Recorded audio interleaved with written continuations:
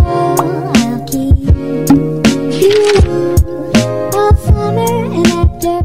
What is up, the nice peeps? It's me, Denaisan. Kung bago ka lang sa aking channel, don't forget to subscribe and hit the notification bell para ma-notify ka sa mga next na videos ko.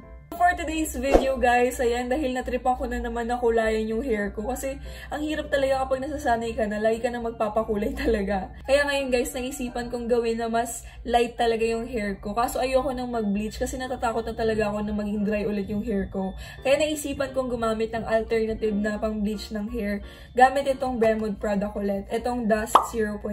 Ito kasing Dust ng Bremod, huwag kayo mag-expect na magiging sobrang light yung color niya sa hair nyo kasi ginagamit lang talaga to as a booster or intensifier na para ma-pre-lighten yung hair natin. Hindi siya katulad talaga na bleach na sobrang magiging blonde yung hair natin. Recommended lang talaga itong gamitin ng mga merong black hair na ayaw magpa-bleach.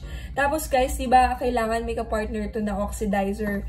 Yung oxidizer kasi meron siyang 6%, 9%, tsaka 12%. Pero dito sa Dust, recommended siyang i-partner sa 12% para mas maging light talaga yung hair natin. Pero use it at your own risk pa rin kasi kapag medyo delikado sa hair mo yung 12% na posibleng mag-dry, pwedeng 9% lang yung gagamitin mo para hindi siya sobrang magiging frizzy sa hair mo after mong gamitin. Gagamitin ko is itong tuna coloran tsaka tuna oxidizer na 12%. Then saka ko siya lalagyan itong Superplex ng Bremod para hindi maging dry yung hair natin. Ito guys yung mga hinahalo dun sa pangkulay ng hair. Isistay ko siya sa hair ko for 45 minutes to 1 hour. Then saka ko siya babanlawan. Tapos dun saka ko ulit siya papatungan ng isa pang color, which is yung honey tea brown. Yung 6.17 ng Bremod. Kasi lagi ko siya napapanood talaga sa TikTok na ang gandang combination ng Dust tsaka ng honey tea brown sa hair. Kasi alam naman natin na effective talaga yung mga products ng Bremod. Tapos makakatipid pa tayo. Kaya please watch till the end para makita nyo kung magiging maganda ba yung result nito.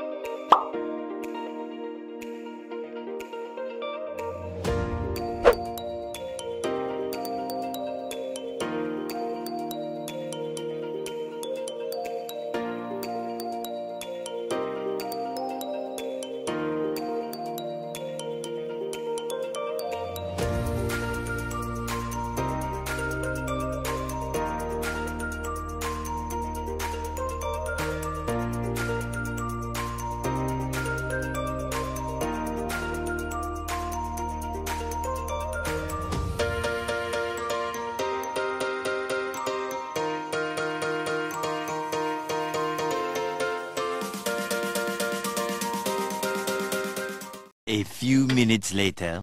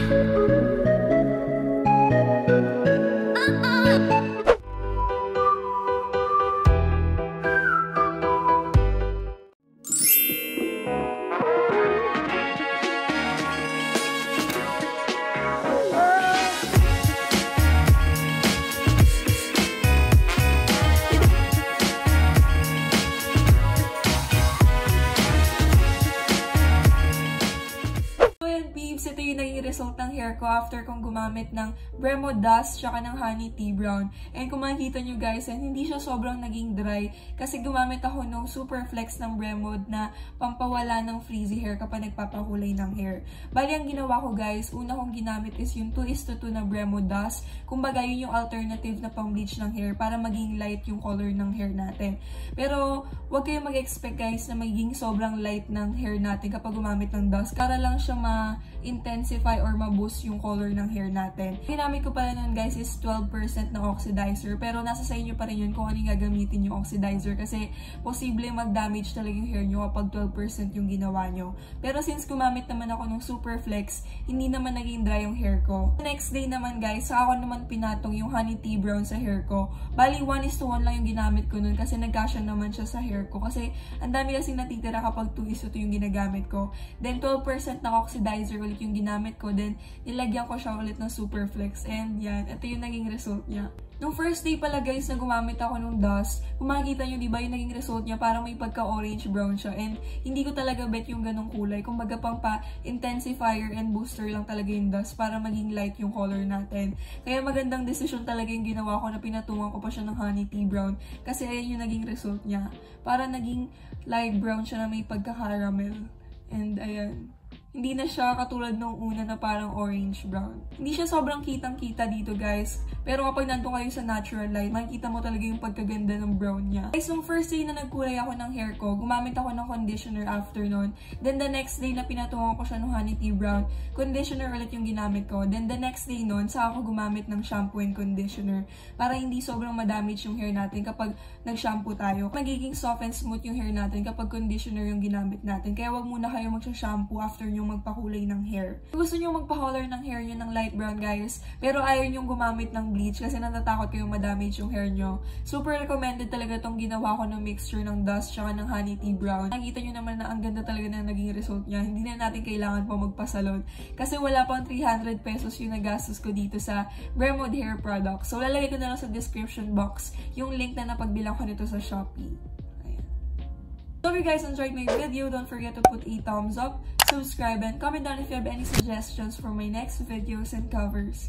See you on my next vlog. Bye!